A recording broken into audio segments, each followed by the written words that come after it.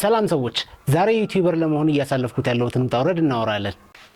ሹፍርናን አቁሞ ዩቲዩብ ለጀመረ ወጣት በጣም ይከብዳል። መጀመሪያ ትግል የሆነብኝ ማህበራዊ ህይወቴን እንደነበረ ማስቀጠል ነው። አሁን ስራዬን ካቆምኩ 6 ወር አልፎኛል። ቲክቶክ እየሰራው ነበር። አሁን ወደ ዩቲዩብ መጥቻለሁ። ሙሉ ለሙሉ ወደ ዩቲዩብ መጥቻለሁ። በፊት ጓደኞቼን መናኸሪያም፣ ጋራዥም፣ መንገድ ላይም በተለያየ ቦታ እንገናኛለን። አሁን ግን ሄሎ ሚልኪ የት ነህ? ቪዲዮ እየሰራው ነው። አትመጣም እንዴ? አልጨረስኩማ። በቃ አስጨርስና አስጨርስማ ቪዲዮ ኤዲት አደርጋለሁ። እኔ የምልህ ካፕከት አሪፍ ነው እንዴ ኤዲት ለማድረግ? አዶቤ ይሻላል። አንተ ደነዝ ለፎቶ ብቻ ነው። ማንን ነው እየዋሸሁ ያለሁት? እንደሆነ ጓደኛዬ የለኝም። ቀልድ ያስቆካል። ሰብስክራይብ አድርግ። ሹፌር ነህ?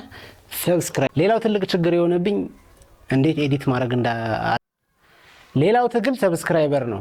ሰዎችን ቪዲዮ እንድሰራ ከጠየቁኝ በኋላ ወይንም ከሰራም በኋላ ስለ ቻናሌ ይጠይቁኛል። ቻናሌን አይተው 38 ሰብስክራይበር። በጣም ቴንኪዩ አመሰግናለሁ። 38 ሰብስክራይበሮች እናድጋለን፣ ትልቅ እንሆናለን።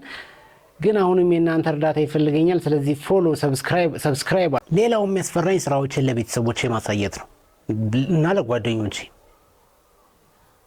ምክንያቱም ስራዎቼ ይገባቸዋል የምለውን ነገር ላይገባቸው ይችላል። በእርግጥ በተለይ ቲክቶክ ላይ ጥሩ ተመልካችና ተከታይ አለኝ። ዩቲዩብ ላይ ግን ኦልሞስት ዜሮ ነው። ይሁን ያድጋል። አም ሶ ሃፒ አሁን ላይ ላለኝ በጣም ደስተኛ ነኝ። በጣም ግሬትፉል ነኝ። እናንተ ሰዎች ከጎኔ ስላላችሁ አመሰግናለሁ። ሌሎቻችሁም ሰብስክራይብ አድርጉ እንድበረታታ። ባታረጉም አልበረታታም ማለት አይደለም፣ ግን ሰብስክራይብ አድርጉ።